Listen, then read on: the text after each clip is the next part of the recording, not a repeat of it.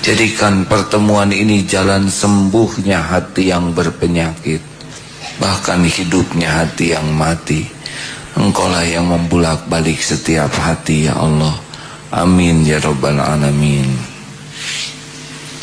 Hadirin, yang paling berat dalam hidup adalah kalau kita ingin dicintai manusia. Kalau sudah ingin dicintai, ingin dipuji, ingin dihargai, ingin dikagumi, ingin dibalas budi manusia, berarti pasti capek. Sudah pasti itu. Kalau bergaul dengan manusia bukan ingin tetapi ingin menghargai, ingin menghormati, ingin mencintai, ingin memberi. Ketika bergaul dengan manusia ingin itu sengsara, tapi ingin itu bahagia.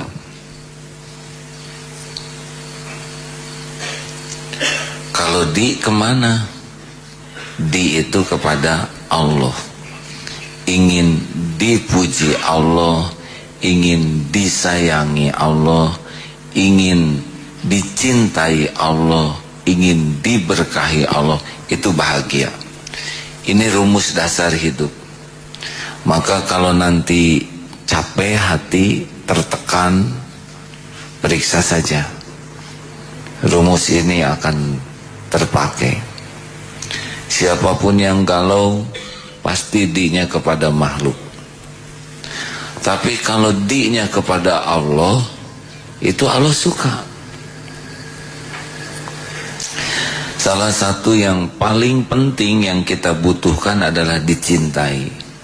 Selama ini kita ngarep-ngarep dicintai orang. Ingin dicintai orang tua, ingin dicintai pendamping hidup kita, ingin dicintai anak-anak, ingin dicintai atasan, itu bikin capek. Sudah ingin belum tentu datang. Yang paling berat adalah ingin dicintai istri, yang ada adalah istri enak melihat kita. Ingin dicintai suami, yang terjadi suami mual melihat istrinya, menderita dia.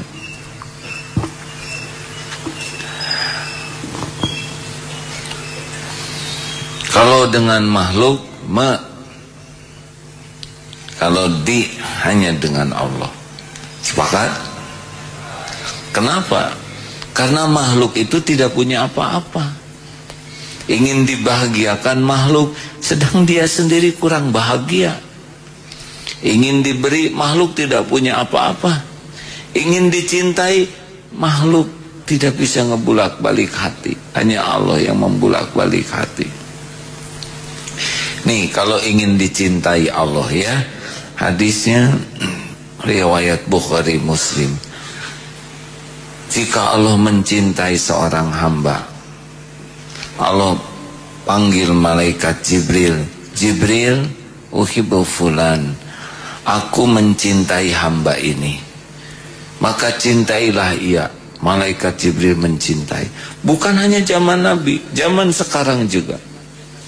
Lalu malaikat Jibril memberitahu semua penghuni langit, Allah mencintai fulan, maka cintailah. Maka semua malaikat termasuk yang hadir sekarang ini dan yang menggenggam arsy Allah, di mana-mana penghuni langit tahu ini kekasih Allah.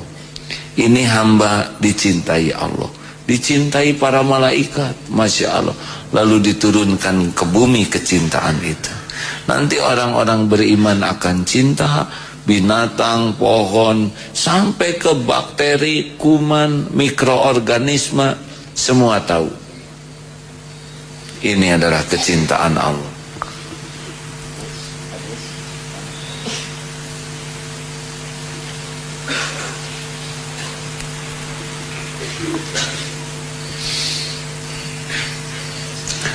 Lanjutkan.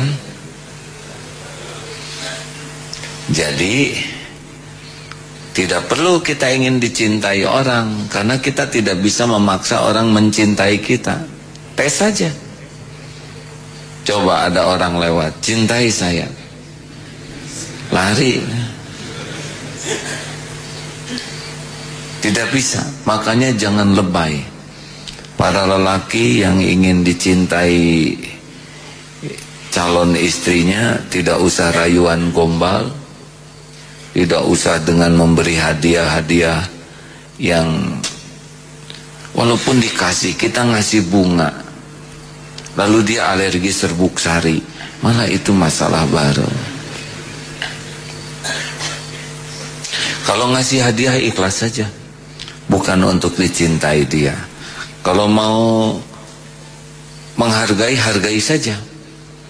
Karena sudah pamrih, pasti ada udang di balik batu, ini Allah tidak suka. Nah, bagaimana caranya sekarang supaya dicintai Allah? Mungkin saudara sudah sering mendengar para kekasih Allah itu kalau meninggal, kuburnya tidak memakan jenazahnya. Bukan hanya zaman dulu, zaman sekarang para waliullah, orang-orang kecintaan Allah.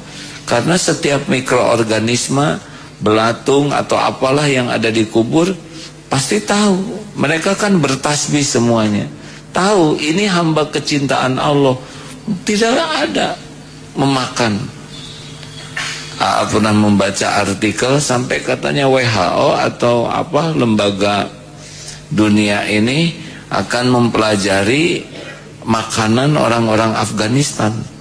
Karena beberapa jenazah orang Afghanistan itu yang kena perang zaman mujahidin waktu itu, tubuhnya tidak hancur, maksudnya tidak membusuk, bahkan harum. Mereka ingin tahu makan apa waktu hidup. Kenapa kok dalam pertempuran yang ini bau busuk, mayat-mayat bala tentara penjajah, tapi kaum mujahidin tidak bau, malah harum. Ada yang pertempuran yang sampai berhari-hari, temennya yang mati itu pada bau busuk, kenapa lawannya yang mujahidin ini harum? Ini tidak aneh kalau menurut iman, karena kan kita membusuk oleh mikroorganisme yang membuat kita busuk. Nah, sedangkan mikroorganisme itu semuanya ciptaan Allah dan semuanya bertasbih kepada Allah.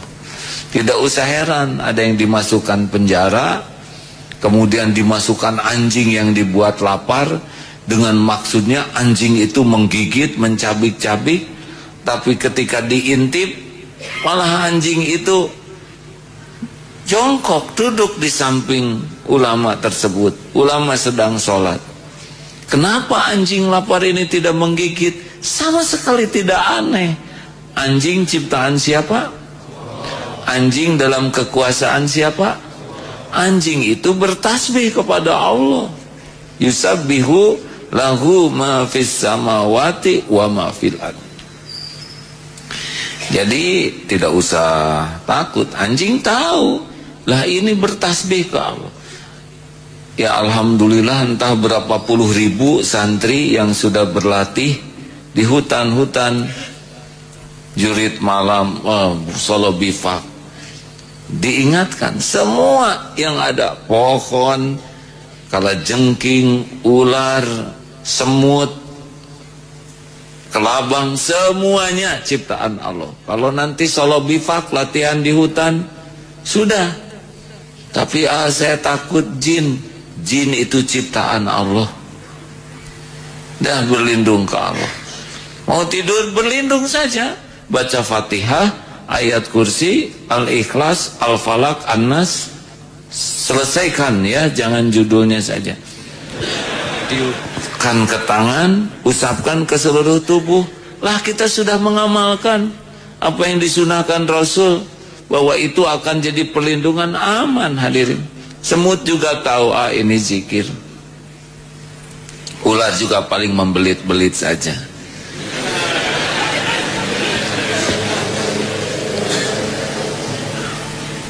Ini serius. Makanya kalau ingin aman, selamat, kita harus dicintai Allah. Pertanyaannya, amalan apa yang bisa membuat kita dicintai Allah? Ada yang pede tidak? Sekarang aja ada akhwat solehah, ikhwan mau naksir, nggak pede ya. Itu hafal 15 juz. Kita baru mau menghafal juz amma, nggak pede. Itu ahli tahajud, kita belang betong, nyaris tidak pede. Sebetulnya saya juga tidak pede hadirin untuk dicintai Allah, karena rasanya mana amal bagus. Tahajud asa kurang khusyuk, sholat jamaah suka ngelantur, sedekah asa pelit, ngaji gak ngerti. Apa andalan kita?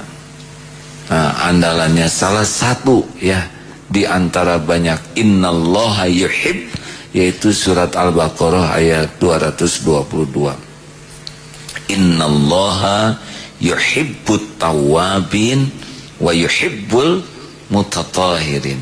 Sesungguhnya Allah amat mencintai orang yang tobat dan mensucikan diri. Kan ada beberapa innallaha itu ya. Innallaha yuhibbul muttaqin. Surat Ali Imran 146 atau maaf saya 76. Ada juga innallaha yuhibbus sabirin.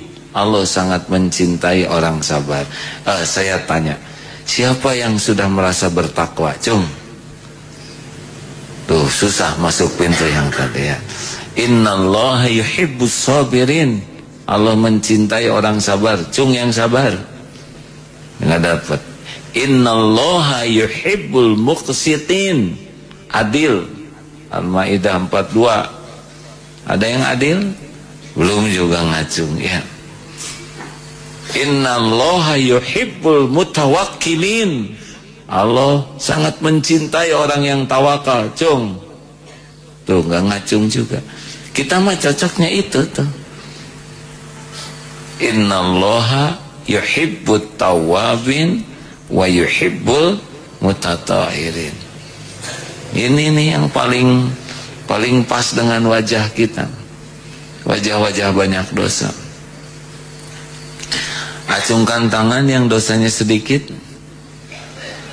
Nggak ada. Acungkan tangan yang dosanya sedang, masih bertahan. Acungkan tangan yang merasa banyak dosa. Oh, kenapa itu nggak ngacung? Karena saya banyak sekali ya.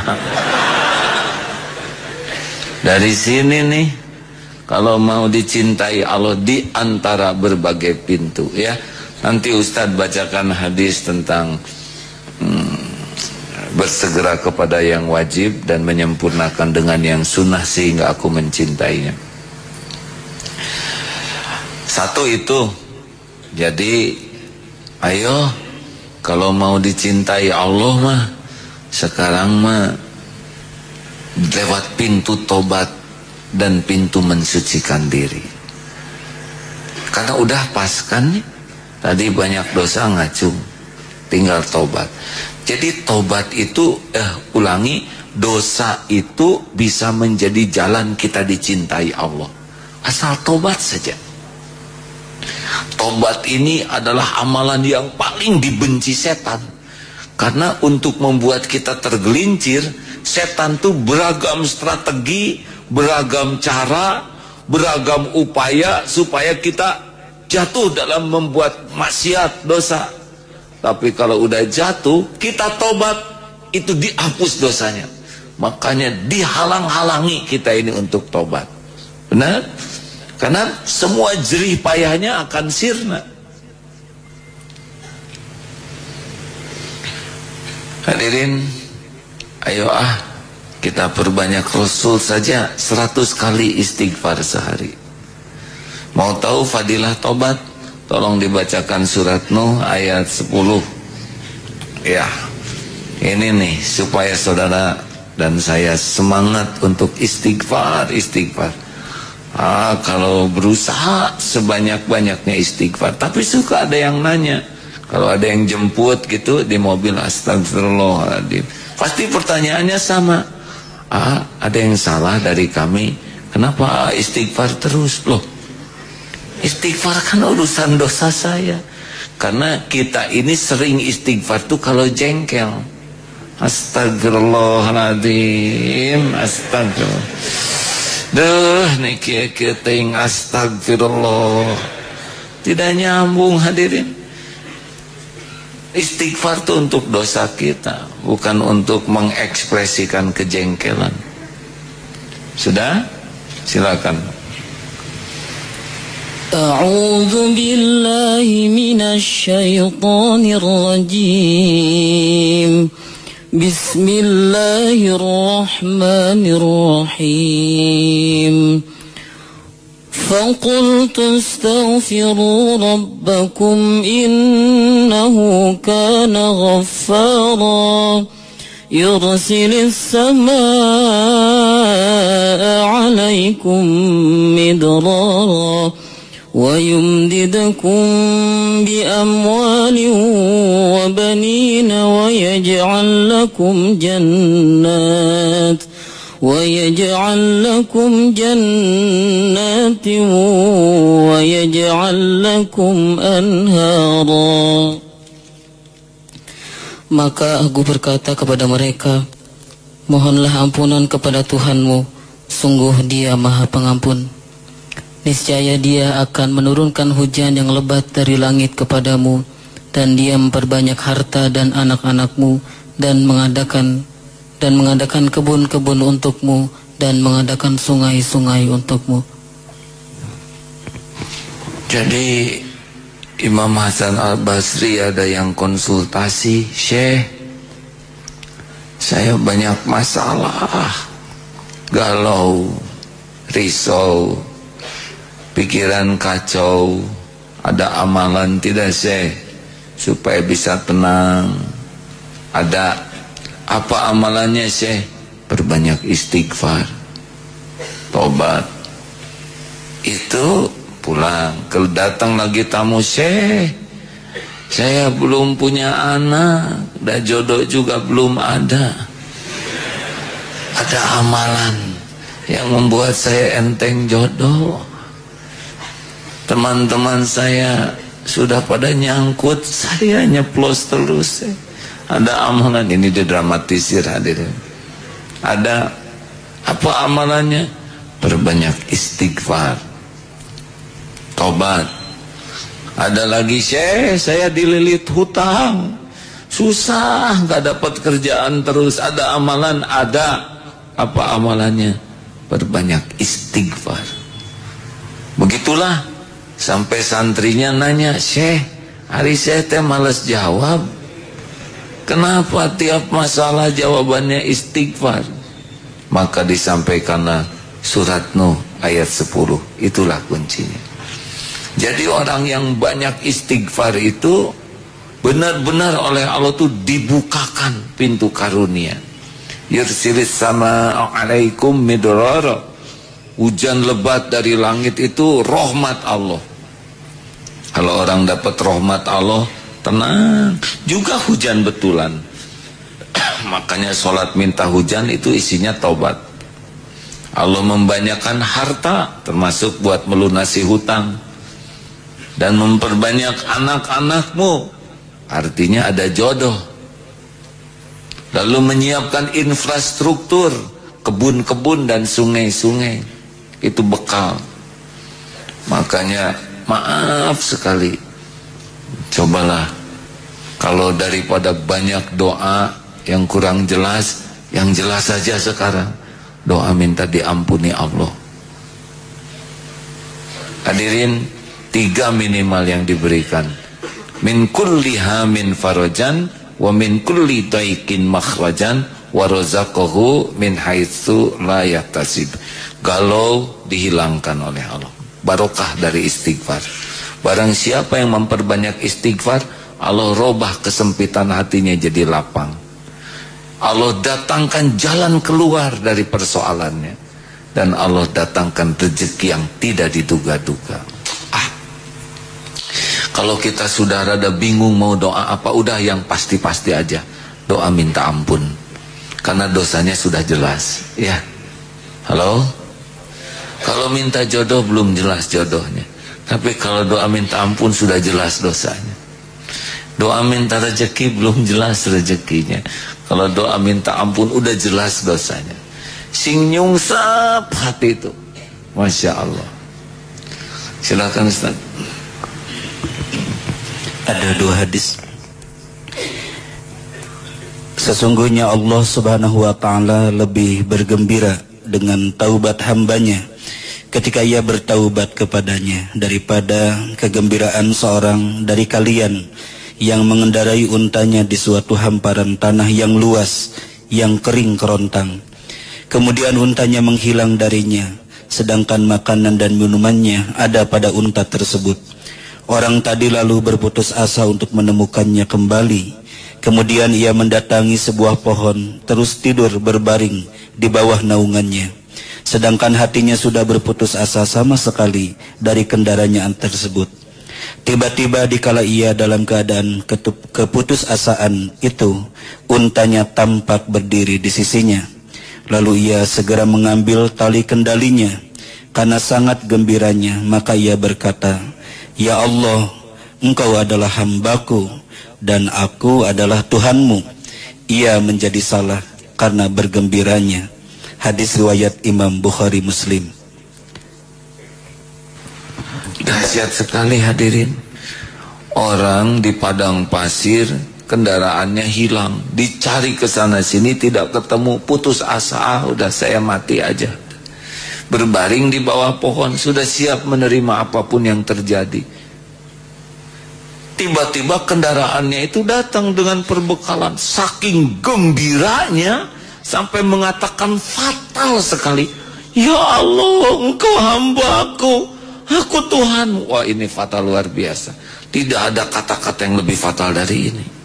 Tapi Allah memaklumi karena ini saking gembiranya sampai tidak beres itu pikiran dan omongan. Dan Allah Subhanahu wa ta'ala lebih gembira, lebih senang melihat orang berlumur dosa tobat dibanding dengan yang barusan. Aduh. Jadi kalau kita minta maaf ke seseorang, belum tentu dia gembira. Sudahlah saya maafin, lain kali jangan gitu-gitu, amit-amit. Mungkin begitu. Tapi ke Allah, Pak, udah berlumur dosa, bersimbah maksiat, tobat, itu kegembiraan Allah tuh luar biasa. Makanya raih cinta Allah dari pintu tobat ini. Udah, jangan lepas istighfar, astagfirullah, karena dosa kita tiap waktu dari mulai balik itu rapat sekali dosanya. Dan kalau benar-benar tobatnya ini, Allah sangat senang kepada kita, lebih gembira daripada orang yang disebutkan tadi. Aduh, bayangkan kita datang ke Allah dengan lumuran dosa. Kalau kita tobat, Allah sambut dengan sangat gembira dan cintanya. Dan ini yang paling pas untuk kita, benar? Benar, Pak? Bapak menjiwai segala sama dengan saya, Pak. Aduh, semangat hadirin tobat. Banyak dosa, apa yang kita lakukan? Tobat. Banyak keinginan, apa yang kita lakukan? Banyak masalah? Tobat. Banyak hutang? Oh, apalagi ini. Suami lincah lagi, apa amalannya, Bu? Ibu yang tobat, suami saya yang tobat. Ya kan lincah di rumah, misalkan sedang olahraga, ya nggak apa-apalah ya. Ibu bapak, setiap kepahitan itu bawa ke tobat. Sayang, kita lebih sibuk memikirkan kesalahan orang lain daripada dosa sendiri. Padahal dosa orang tidak bahaya bagi kita. Yang bahaya adalah dosa kita sendiri. Ibu yang baik, kalau di rumah ibu ya, ibu nggak enak hati kalau tidak enak melihat kelakuan suami yang nggak jelas. Ibu menderita gara-gara kelakuan suami atau karena dosa ibu sendiri? Nggak dijawab, Pak. Karena dosa suami, kata. Ibu di akhirat tuh masing-masing. Kalau kitanya benar, itu kita nggak akan menderita walaupun pasangannya nggak benar. Siti Asia tetap aja oleh Allah dihibur hatinya walaupun suaminya Fir'aun. Asia ya. Siti Aisyah tetap bahagia walaupun tidak punya anak. Siti Maryam tetap saja oleh Allah diberikan kebahagiaan walaupun tidak punya suami. Nabi Nuh tetap oleh Allah dijaga hatinya walaupun istrinya belum taat. Jadi ketaatan kepada Allah pasti ada sedih ya, tetapi beda dengan tentram yakin ke Allah itu. Ayo mari kita galakan tobat. Bagaimana supaya Allah mengampuni? Syarat tobat itu adalah satu, menyesal. Nyesal. Saya masih terkesan dengan Kiai Muhammad Ghazali almarhum. Beliau cerita begini, ciri ilustrasi orang tobat adalah seperti seorang ibu yang jengkel kepada anak. Mama jelek, jangan ngomong gitu, jelek. Awas ya, sekali lagi ngomong dipukul. Jelek. Aduh, ada halu. Kena anak ini hanya ilustrasi. Leng, kejet, meninggal. Pasti nyesal. Anakku, aduh. Nah itulah tobat. Nyesal terhadap perbuatannya. Nggak ada selintas pun bela diri, benar? Habis anak ini sih ngomong aja yang enggak. Dan tidak akan ada rencana yang lain. Udah ada 3 lagi lah. Nyesal. Nah makin dalam itu nyesalnya, makin perih. Kenapa saya melakukan maksiat itu? Perih ke sini. Sampai nangis tuh ya. Ya Allah. Nah itu ngegerus itu dosa. Jadi bukannya astagfirullahaladzim, astagfirullah.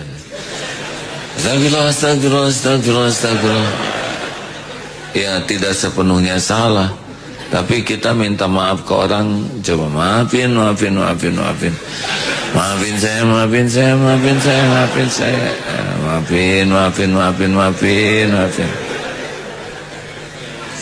Saya khawatir kalau kita minta maaf ke teman kayak gitu dikepret hadirinnya.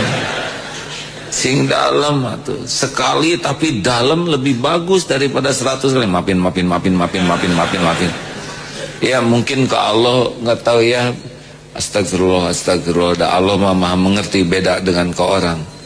Tapi istighfar, aduh ampun ya Allah, Rabbana dolamna anfusana, ya Allah kami ngaku sudah zolim kepada diri kami sendiri. Wa illam taghfir lana, sekiranya engkau tidak mengampuni, wa tarhamna, sekiranya engkau tidak melimpahkan kasih sayang, lanakunanna minal khasirin, niscaya kami rugi binasa. Itu doa Nabi Adam.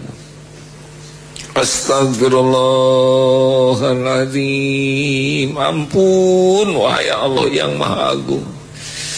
Sing dalam gitu, berbaik keluar air mata. Oh itu Sholat itu bagian dari tobat.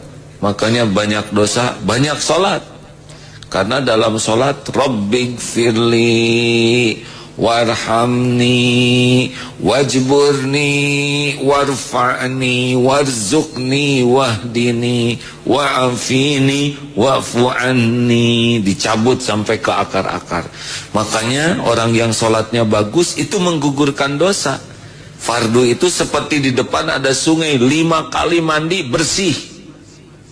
Makin banyak ngamalkan yang 40 rakaat sholat, 17 fardu, 10 rawatib, 11 tahajud, 2 duha.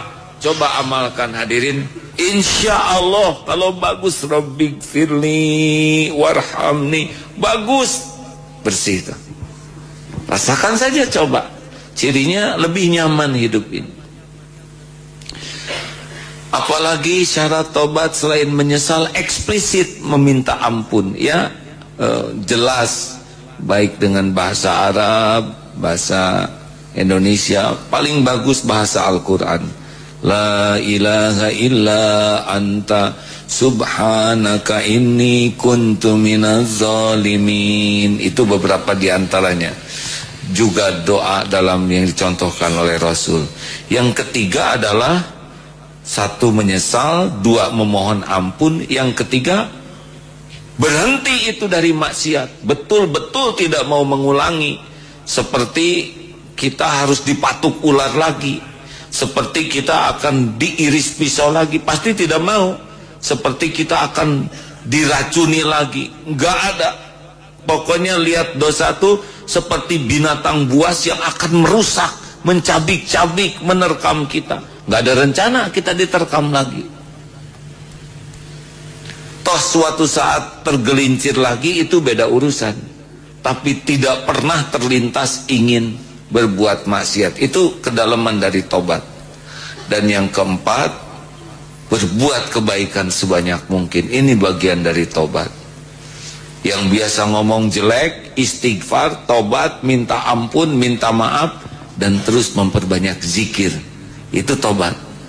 Yang pernah memakan harta haram, selain minta ampun, kembalikan harta haram yang dari orang, juga memperbanyak ngasih makan orang dengan rezeki yang halal. Itu bagian dari tobat. Jadi saudara yang pernah mabok, selain minta ampun ke Allah, ayo beli jus atau madu lah dari MK Afiat. Kenapa sih nyebut itu aja saudara? Begitu biasa. Ini bukan promosi hadirin, tapi menyelipkan, ya.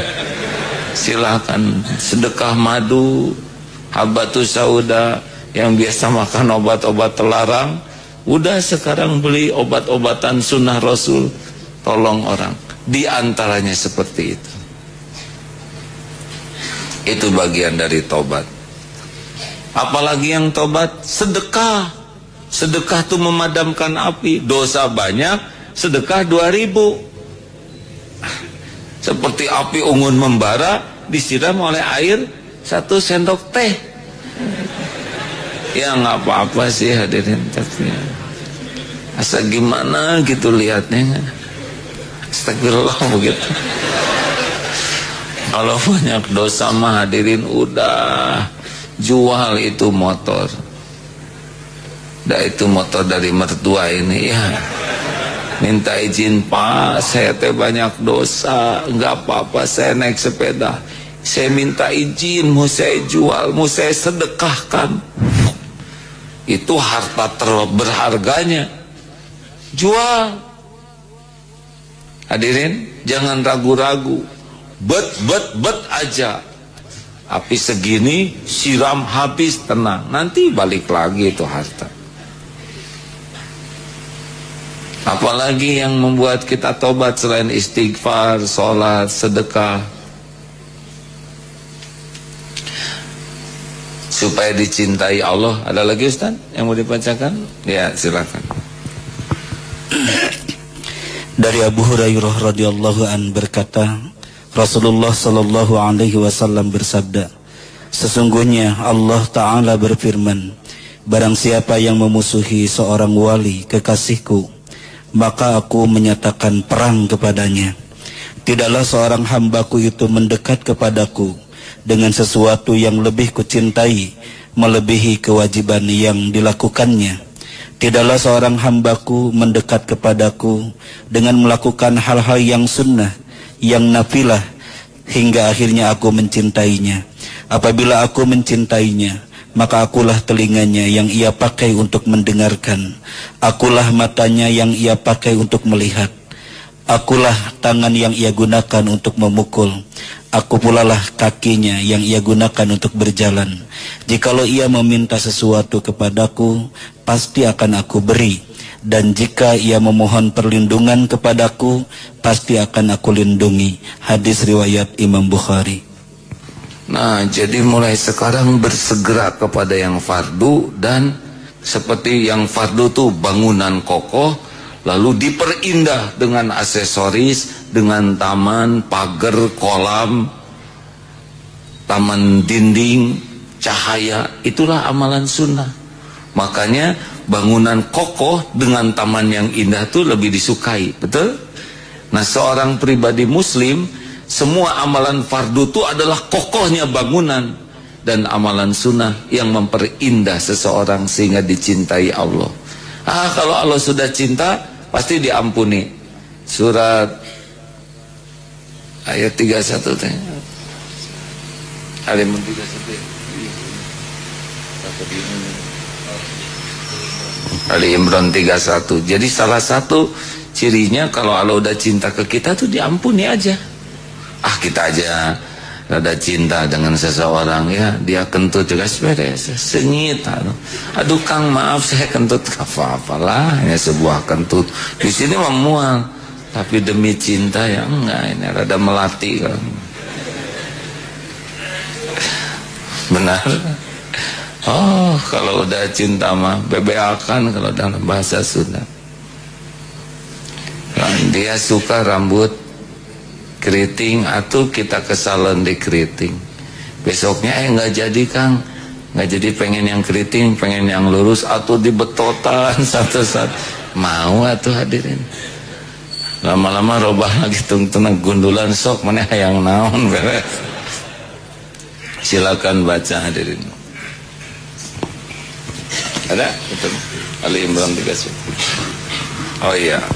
A'udzu billahi minasy syaithanir rajim. Bismillahirrahmanirrahim.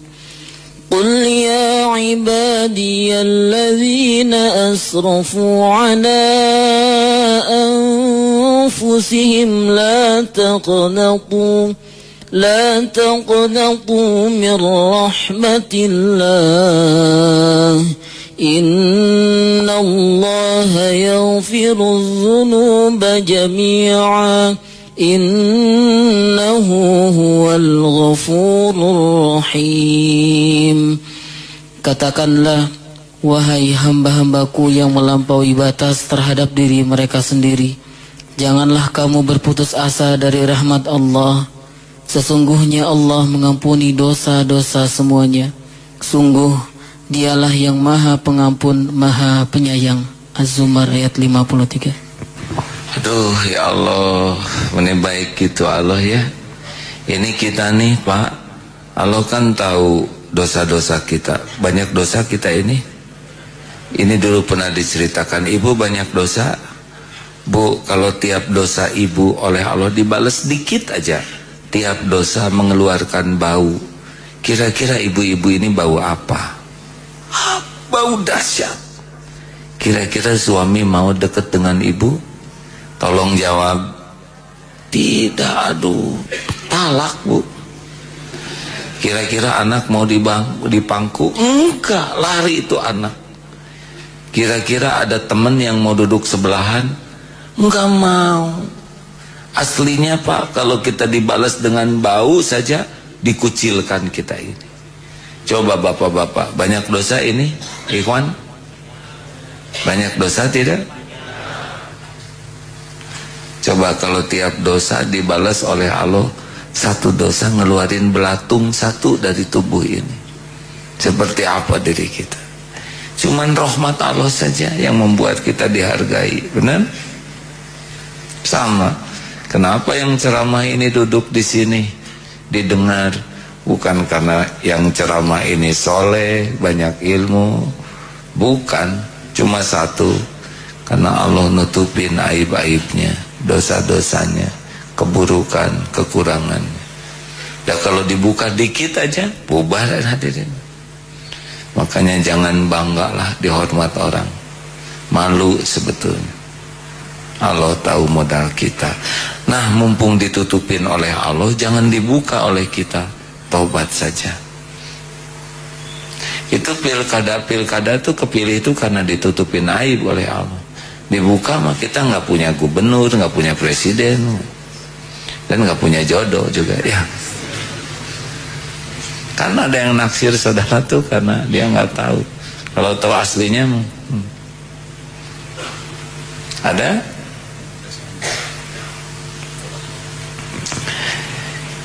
Sudah habis waktunya belum? Belum, silakan. Oh, silakan. Ada ayatnya tentang tambahan supaya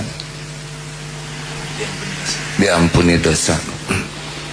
A'udzu billahi minasy syaithanir rajim.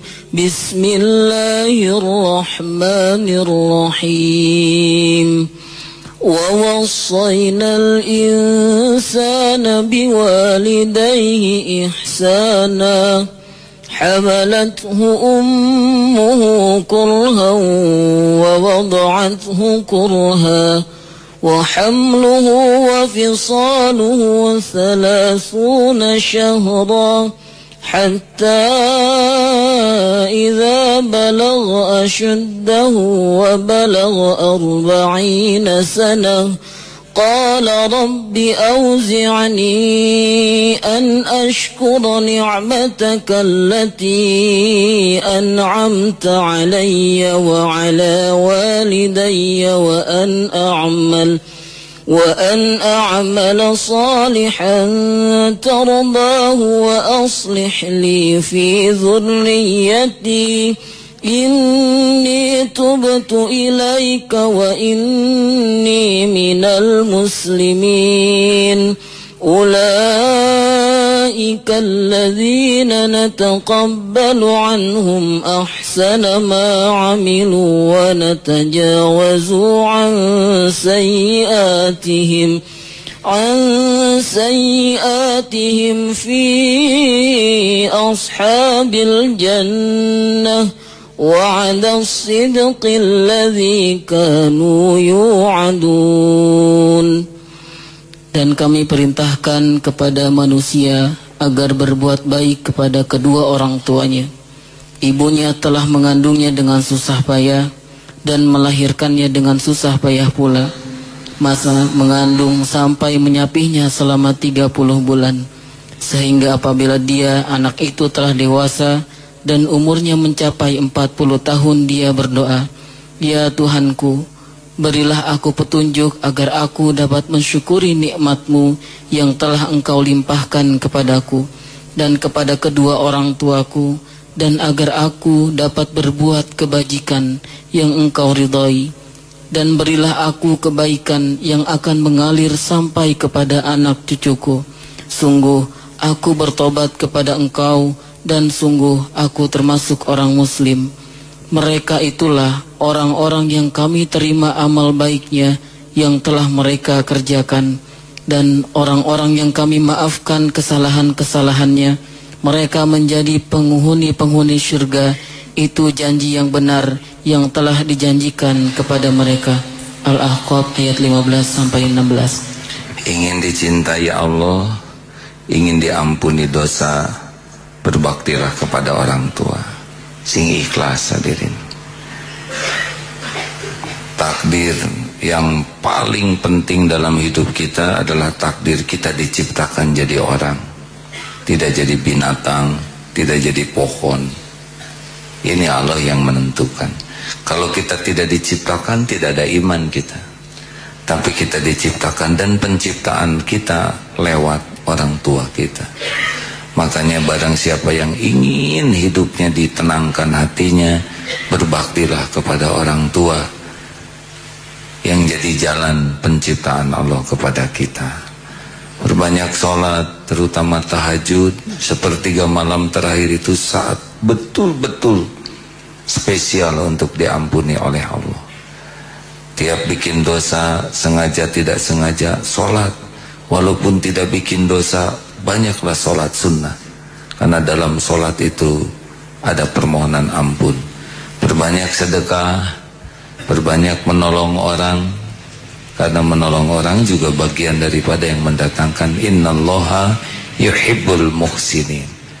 Hadirin, ada lagi amalan yang membuat kita dicintai Allah dan dicintai orang, yaitu ijhad fid dunya yuhibbakallah. Zuhudlah engkau terhadap dunia, niscaya Allah akan mencintaimu.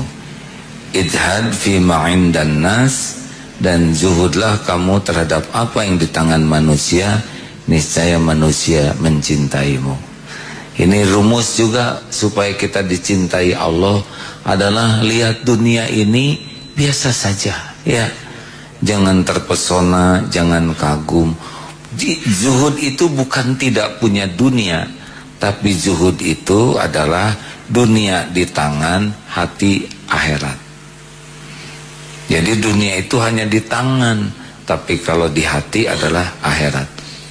Jadi orang-orang yang zuhud itu lebih yakin dengan apa yang ada di sisi Allah daripada dengan apa yang ada dalam genggamannya.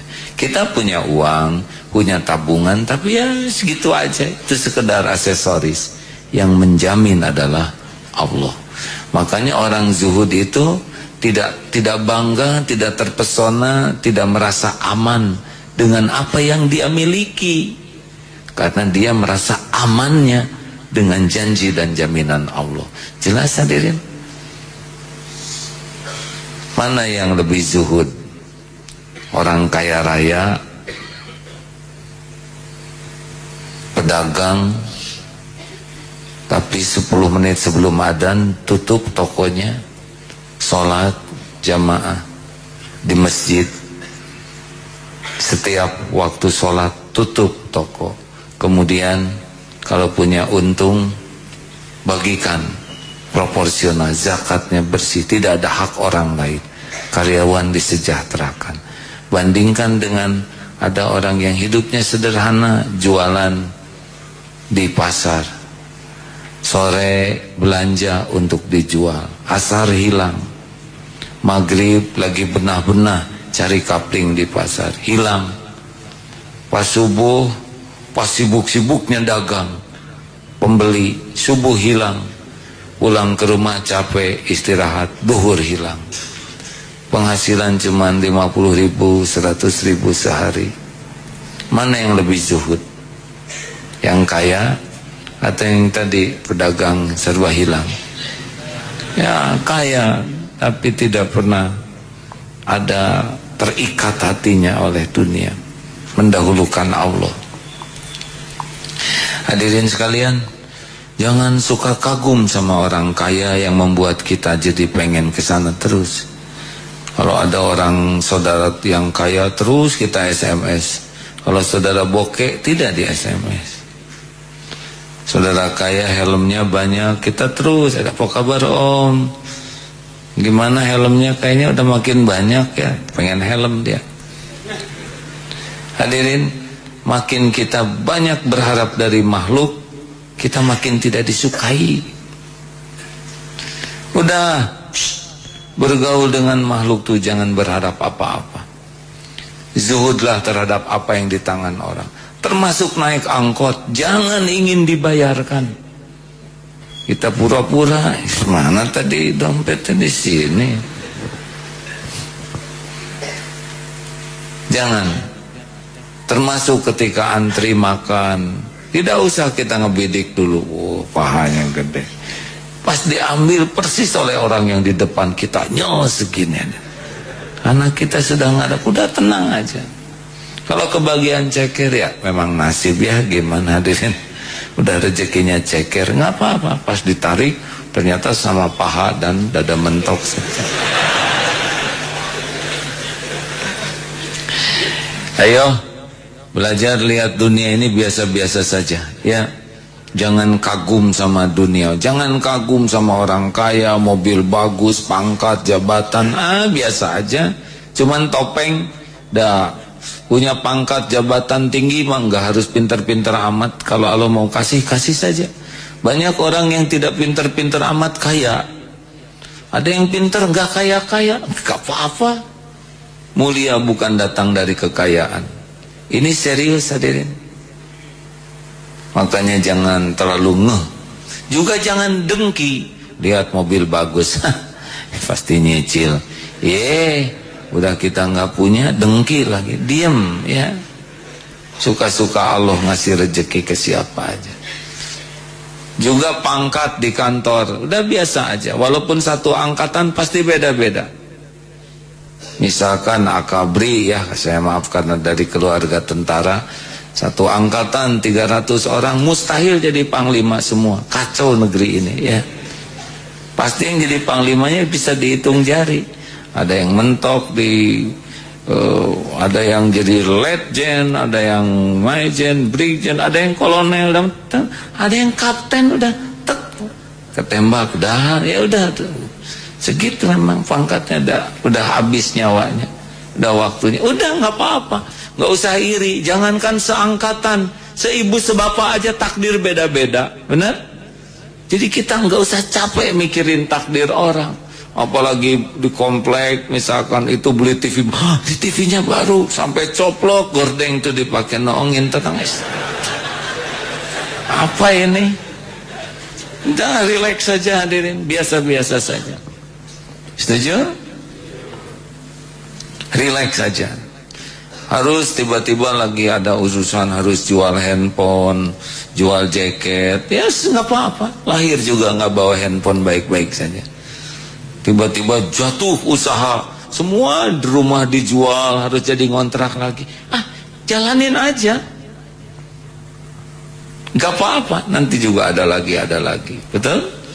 Jangan sampai, nah itu yang bikin kita dicintai Allah. Jadi dunia yang membuat penghalang kepada Allah tuh dia gak suka. Saudara mau gaji dinaikkan, tapi saudara tidak boleh Jumatan, gak mau. Hidup kita kan tidak terjamin oleh gaji. Saudara mau digaji 200 juta sebulan bersih loh, take home pay. Mau? Mau tidak? Jawab hadirin. Ya udah, saya cuma nanya aja kan. Siapa yang mau ngegaji ya? Saya cuma nanya aja. Kenapa sih ragu-ragu? Belum selesai. Tapi penyakit 215 juta biayanya sebulan. Tekor, tidak terjamin kita oleh jumlah gaji. Gak apa-apa gaji kecil, yang penting penghasilan besar hadirin. Yang penting cukup ya. Silakan.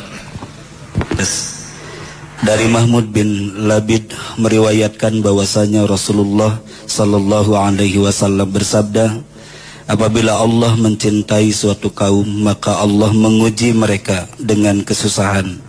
Barang siapa yang bersabar menghadapi ujian itu, maka baginya pahala kesabaran. Dan barang siapa menghadapinya dengan kegelisahan atau tidak sabar, maka baginya kegelisahan. Hadis riwayat Imam Ahmad. Dari Aisyah radhiyallahu anha berkata, aku mendengar Rasulullah sallallahu alaihi wasallam bersabda, tiadalah seorang muslim yang tertusuk duri atau yang lebih ringan dari itu, kecuali akan dicatat atau dinaikkan baginya 1 derajat dan dihapuskan darinya 1 dosa. Tidak ada sesuatu yang menimpa seorang muslim berupa kepenatan, sakit menahun, kegelisahan, kesedihan, penyakit dan kesulitan, bahkan tertusuk duri, melainkan Allah pasti akan menghapuskan dosa-dosanya disebabkan ujiannya itu. Hadis riwayat Imam Bukhari. Nah ini jalan. Jadi apa artinya sing ridho ketika kita ditimpa musibah? Kita enggak ngedumel, enggak ngerasulo, kita puas dengan musibah ini dengan pahalanya dan ampunan Allah. Jadi ketika sakit, kemarin ada seorang teman sakit, Gimana Pak sakitnya? Oh, gak apa-apa, gak apa-apa. Saya ridho sekali dengan sakit ini. Dengan ini saya bisa dapat jalan ampunan Allah yang mungkin enggak terkejar oleh istighfar saya. Gak apa-apa, gak apa-apa. Tiba Pak demam sekali, gak apa-apa, udah pasti diukur Allah. Saya senang-senang aja karena saya tahu ini bisa jadi jalan ampunan Allah.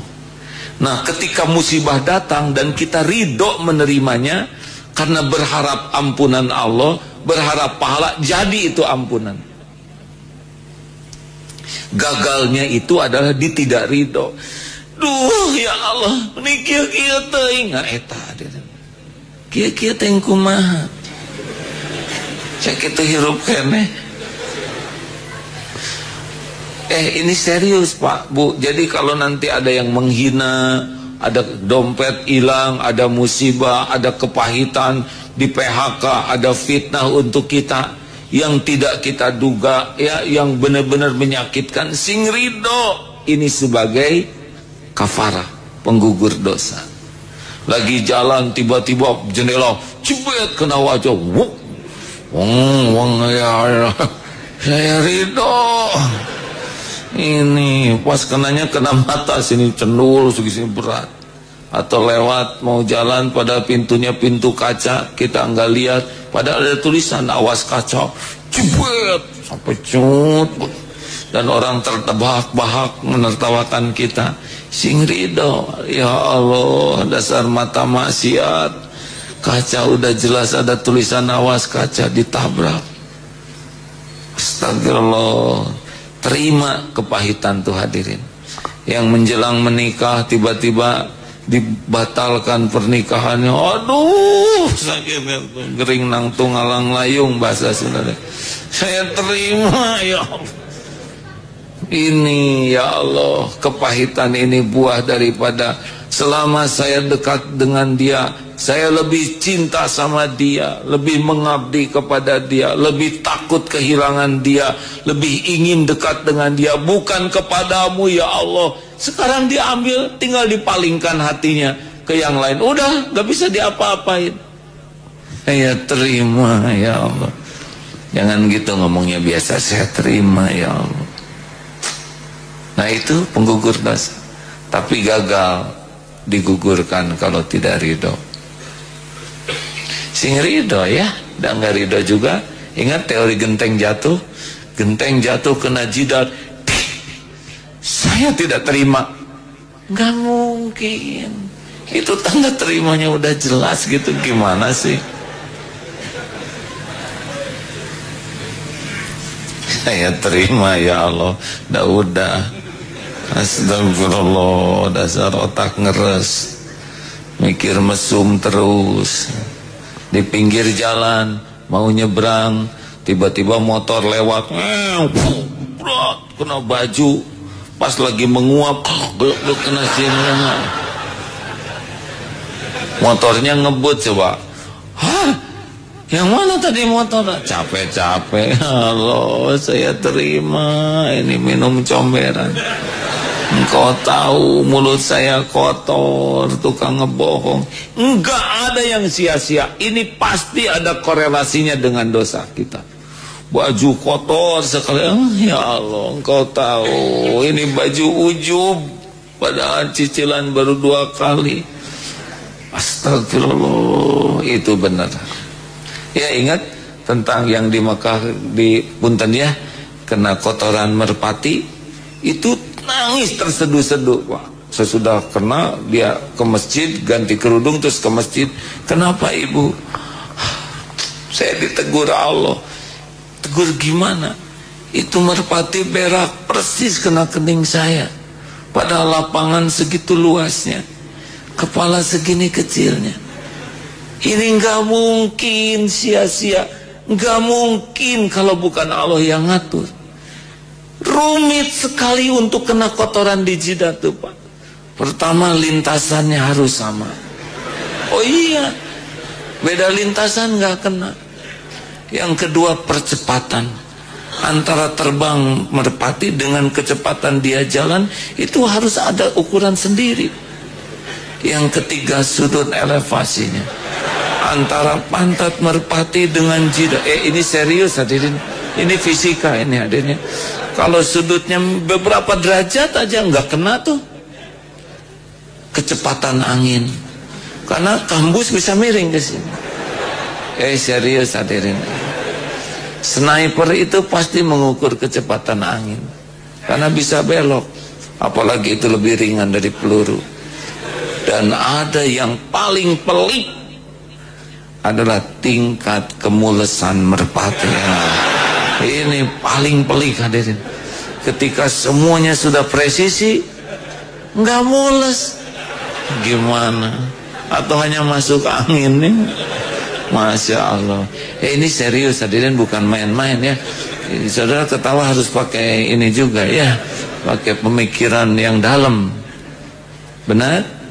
Ma khalaqta hadza batila. Tidak ada yang sia-sia. Tobat.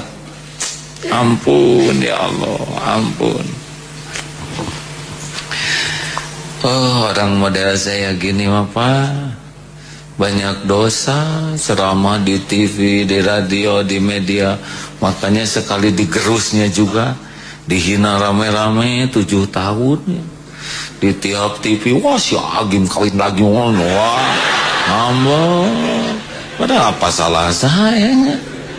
Sah menurut agama, sah menurut negara. Tapi dah itu pintunya dihina ya, digerus. Oh, amit-amit dipotret, robek potretnya. Padahal antrinya lama dulu. Sekarang diselotip lagi, Pak. Biarinlah, rumah ibu Yang penting mah menjadi penggerus dosa. Ada yang digerus dengan sakit, ada yang digerus dengan fitnah, ya.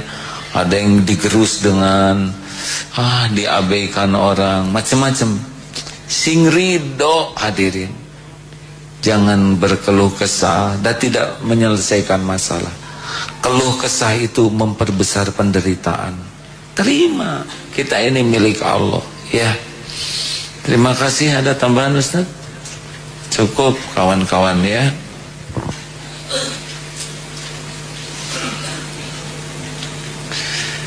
Alhamdulillah. Ada tamu. Mana? Hai, apa kabar? Bisa bahasa Melayu? You can talk Melayu? No, only English? Oh, okay, it's my problem. Thank you. What is your name? Niles? Maaf itu.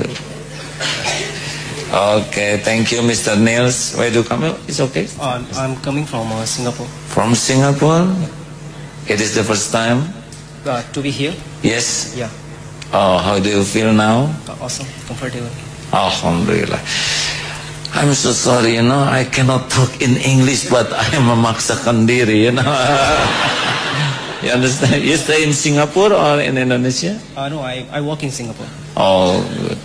So, Alhamdulillah, you want to convert to be Muslim? Yes, inshallah.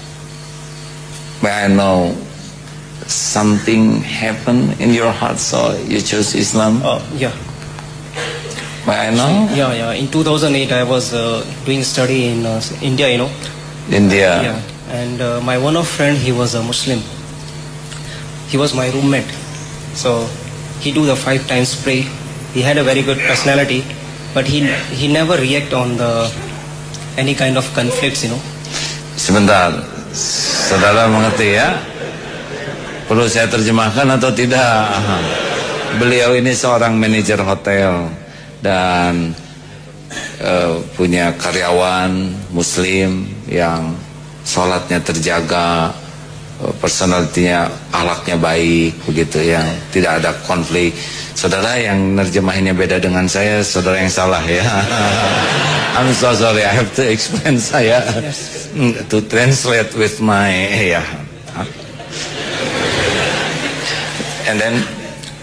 And then I always asked to him, why don't you react? You have a good personality, you can just react to them. He said, no need, because I learned from Allah that no need to give our agreedness, to them. And I always found him that he always gave respect to the women. Just because of him, I started to learn something from him. And second thing, what influenced me is that to give respect to the women. It's natural for me whenever I see the hijab girls, automatically it's a must to give respect, which I didn't found in my religion on Hindu. And a lot of things I just learned from Islam, and I focused to the 5 times namaz. Alhamdulillah, jadi beliau sangat terkesan kepada temannya ini, juga bagaimana kaum muslimah, begitulah. Intinya keyakinan kepada Allah. Ya, salah sendiri saudara, kenapa nggak ngerti ya. Jadi mudah-mudahan saja beliau dipertemukan dengan seorang muslim, dengan lingkungan muslim, itu pasti Allah yang mengatur ya. Dan beliau ada keinginan untuk bisa memahami kebenaran, Allah pasti tahu isi hati. So Allah knows about your heart. He guides you to come here right now, and then it's all created by Allah. You can understand it ya? Yeah. Alhamdulillah. Terima kasih hadirin. Kita langsung saja. Sudah diajarin belum?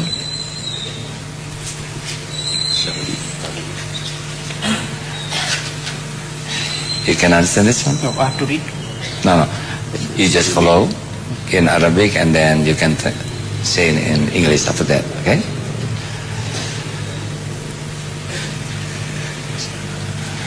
Are you ready? Are you ready? Yeah. Ini pede sekali ya, alhamdulillah. Okay. Bismillahirrahmanirrahim. Asyhadu alla ilaha illallah wa asyhadu anna Muhammad Rasulullah. I bear witness. I bear witness there's no God for worship but Allah. Yes, I do. And I bear witness that Muhammad, peace be upon him, is the messenger of Allah. Yes, I do. Alhamdulillah. Thank you. Now you are my brother Muslim. Alhamdulillah. Terima kasih. Silakan salam kepada teman-temannya. Salamin. Now you are Muslim. Alhamdulillah.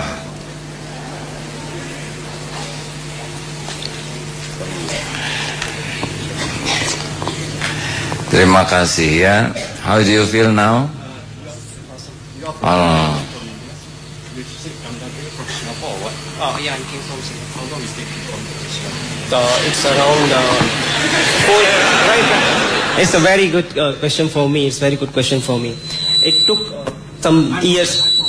Right. It took some years for me to do research on Muslims, and I didn't give my best time for this religion. But gradually, I learned a lot, and it took around.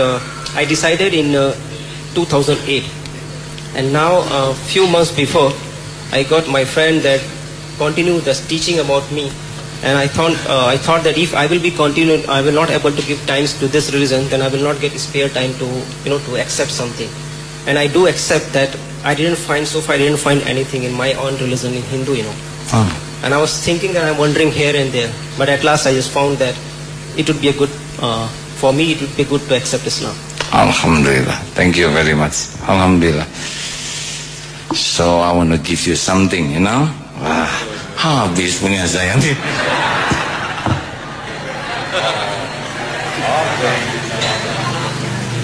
Okay, yeah. Thank you my brother. Alhamdulillah. Semuanya Allah yang mengatur ya. Alhamdulillah. Begitu banyak yang masuk Islam, dan setiap yang masuk Islam dapat sorban. Tapi yang berkurang tuh sorban saya, Pak. Kemarin ada yang ngasih sorban selosin. Jadi saya ringan-ringan saja memberikannya. Alhamdulillah. Thank you, ditandatangani ini, maaf. Ya, semua Allah yang mengatur. Apa coba yang saya kepikir? Satu, saya harus lebih fasih berbahasa Inggris. Bahasa Inggris adalah bahasa ciptaan Allah juga, bukan bahasa orang Inggris. Orang Inggris tidak pesan jadi orang Inggris. Saya juga pengen bisa berbahasa Cina, karena kemarin ada dari pimpinan Shaolin Temple ke sini. Hari sengaja datang dari Cina ke sini membawa pedang untuk hadiah, pedang pendekar. Karena dulu tahun 2000 pernah tinggal di sini selama 3 bulan. Tidak bisa ngobrol. Nelpon juga diam saja. Ni hao ma, hao. Sudah segitu saja. Tapi kita pelukan. Kemarin mau pisah itu sedih, padahal kita nggak ngomong dalam bahasa yang maksud dia datang, katanya ke Shaolin datang, ya. Insya Allah namanya two way, ya. Pendekarnya sekarang sudah jadi salah satu pimpinan. Shaolin Temple tuh ada 2 di Cina tuh. Salah satunya ini pimpinannya. Kesini kemarin, lama di sini. 16 tahun yang lalu. Dulu waktu pertama kesini usianya 30. Saya masih 38an, ya. Sekarang usia tua sudah cukup tua dan saya sudah lebih tua. Saya berharap sekali bisa jadi jalan hidayah, karena persahabatannya gak ngerti lah, pakai hati. Sampai kemarin mau pisah juga sedih, tapi gak bisa ngomong, ya. Masya Allah, paling meluk sudah itu saja. Allah menciptakan bahasa hati. Ayo kita belajar bahasa Arab, bahasa Inggris, bahasa Cina, dan bahasa-bahasa lainnya, ya. Tapi yang terpenting kita bisa pakai bahasa hati. Tidak ada rekayasa, tidak ada acting. Semuanya harus pakai ketulusan. Itulah bahasa yang paling bisa dipahami oleh hati-hati yang lain. Terima kasih hadirin sekalian. Alhamdulillah kita berwakaf, ya. Mudah-mudahan Allah yang melimpahkan kesempatan berwakaf ini kita syukuri. Wakaf ini menjadi penggugur dosa dan pahalanya mengalir terus sampai yaumul qiyamah. Sambil kita baca Quran. Silakan. Al-Fatihah. A'udzu billahi minasy syaithanir rajim. Bismillahirrahmanirrahim. Alhamdulillahi rabbil alamin. Ar-Rahmanir Rahim. Maliki yaumiddin. Iyyaka na'budu wa iyyaka nasta'in. Ihdinas siratal mustaqim. Siratal ladzina an'amta 'alaihim ghairil maghdubi 'alaihim waladdallin.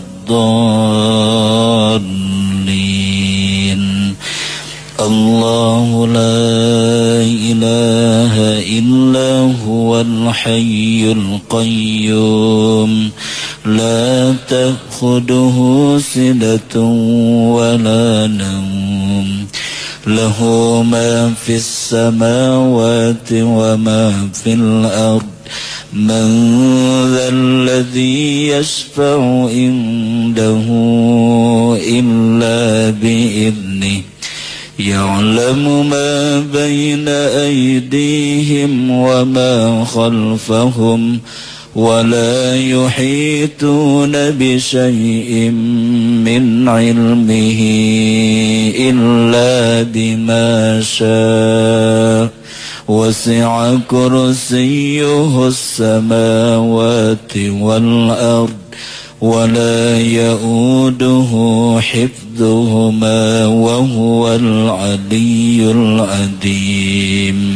بسم الله الرحمن الرحيم. قل هو الله أحد الله الصمد لم يلد ولم يولد ولم يكن له كفوا أحد. بسم الله الرحمن الرحيم.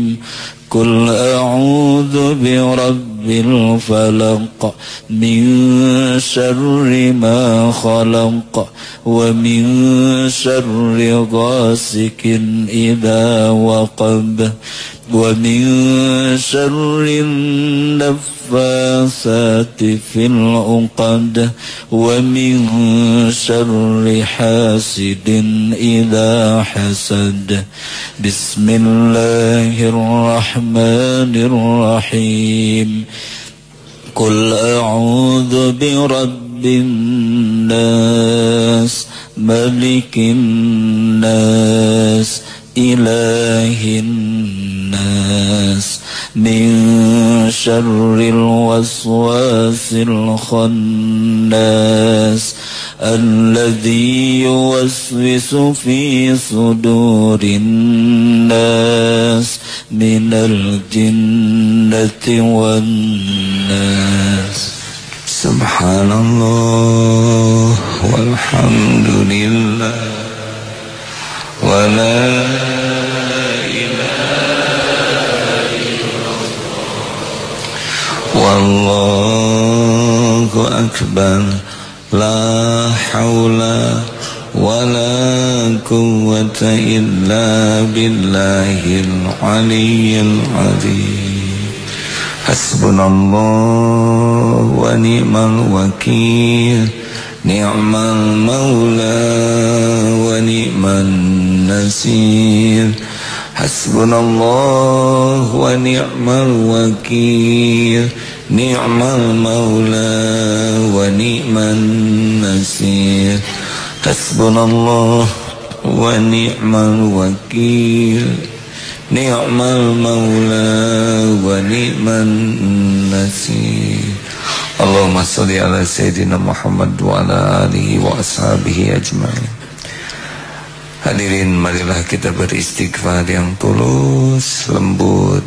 Allah maha dekat, maha mendengar. Sambil kita buka lembaran-lembaran kotor, lembaran-lembaran hitam.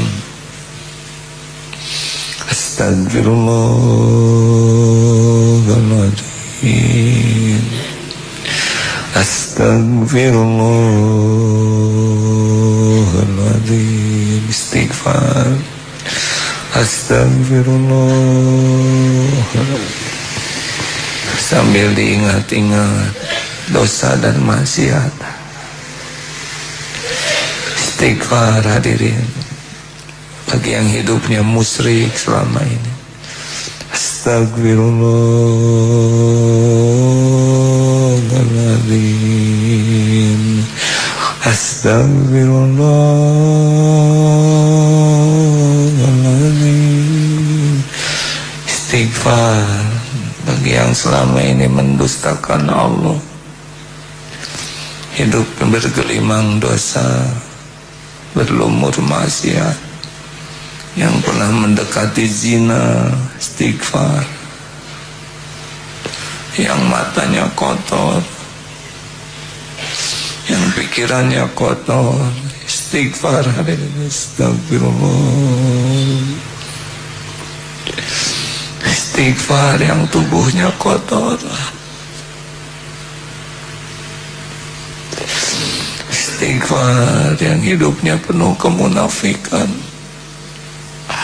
yang hanya membagus-bagus topeng, hanya ingin dipuji orang, padahal isinya busuk, kotor, berlumur maksiat. Istighfar yang penuh kebohongan, yang janji-janjinya tidak ditepati, yang mengkhianati amanah yang dipikul. Istighfar hadirin. Yang sering menyakiti orang tuanya, yang air susu dibalas air tuba, yang tidak pernah punya waktu untuk ibu bapaknya, yang kikir selalu hitung-hitungan, yang menyia-nyiakan orang tuanya sendiri. Istighfar hadirin. yang hidupnya memakan harta haram, minuman haram, makanan haram, yang sering zalim. Ya Allah, Allahumma ja'alna minat tawabin waj'alna minal mutatahhirin waj'alna min ibadika sholihin. Allahumma inna nas'aluka taubatan nasuha, taubatan nasuha ya Rabb, taubatan nasuha ya Allah, wa taubatan qoblal maut ya Allah, wa rahmatan indal maut, wa maghfiratan ba'dal maut. Allahumma hawwin alaina fi sakaratil maut. Allahumma inna nas'aluka husnal khatimah wa na'udzubika min su'il khatimah. Ya Allah, kami mohon ampuni kami, jadikan majelis ini benar-benar penuh dengan ampunan-Mu ya Allah. Cegah kami dari perbuatan maksiat, halang-halangi kami dari perbuatan dosa ya Allah. Jangan biarkan kami diperbudak dunia, diperbudak nafsu, diperbudak syahwat, diperbudak amarah. Ya Allah, berikan kesempatan sisa umur ini bisa menebus semua kesalahan. Ampuni ibu bapak kami ya Allah. Allahumma ighfir lana wa liwalidina.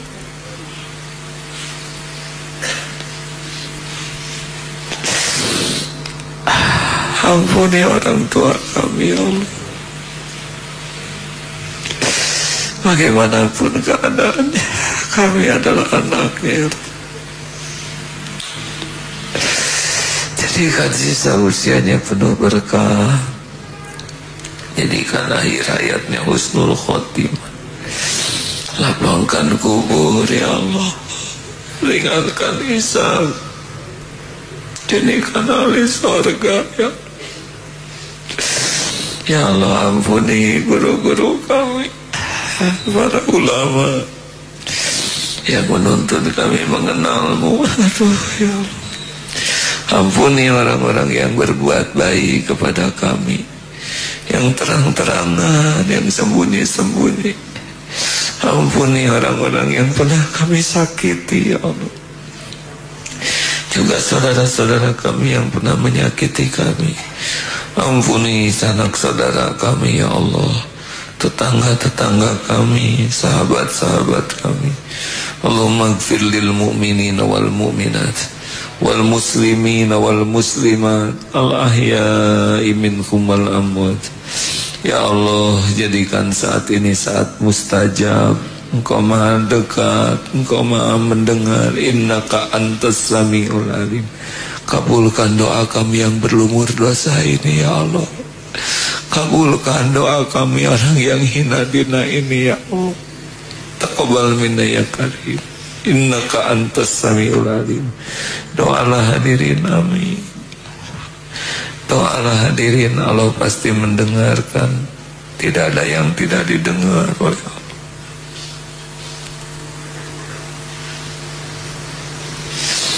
Doalah supaya bisa menjauhi maksiat, tidak mudah tergelincir, agar tidak berulang-ulang berbuat maksiat.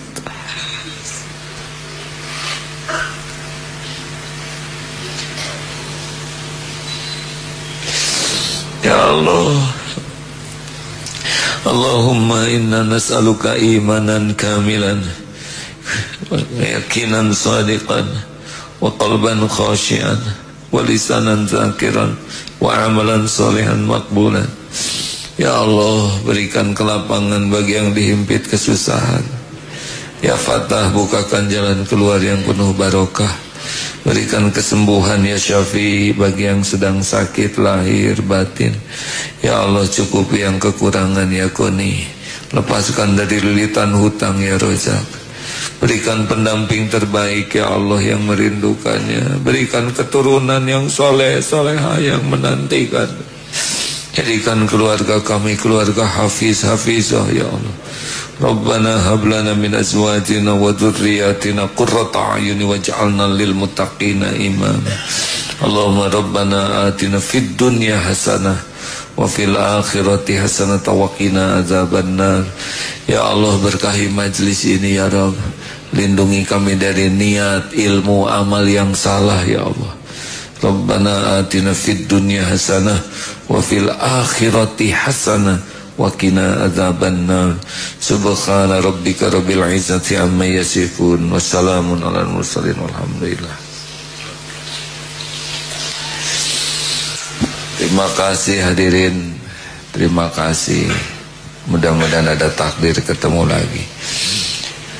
Hari Ahad besok tanggal 1 di Eko Pesantren ada pengajian mulai jam 9 dan juga ada tambahan acara pameran alutista dari TNI di sana. Bagi saudara-saudara yang ingin melihat persenjataan yang dibuat di dunia ini, dan kita punya senjata yang lebih hebat lagi, yaitu doa. Silakan datang ke Eko Pesantren ya.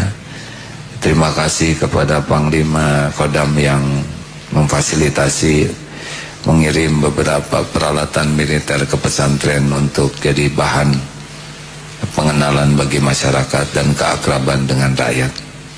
Terima kasih. Subhanakallahumma bihamdika asyhadu an la ilaha illa anta astaghfiruka wa atubu ilaik. Assalamualaikum warahmatullahi wabarakatuh.